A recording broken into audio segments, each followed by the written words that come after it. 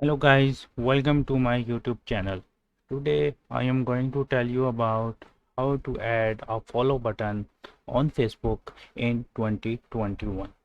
So if I click here on the three lines and then click on view as, you will notice that the follow button is not enabled on Facebook. So how you can enable that option? Click on these three lines and go to settings. Click on setting and privacy and then click on settings. Then go down and click on followers and public content. Here, who can follow me? You have to click on this option, public.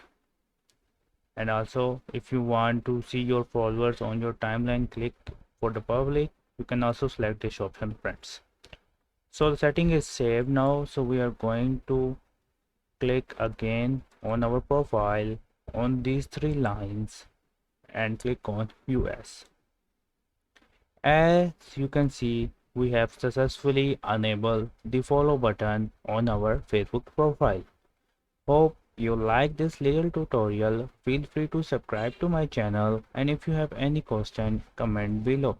Bye bye.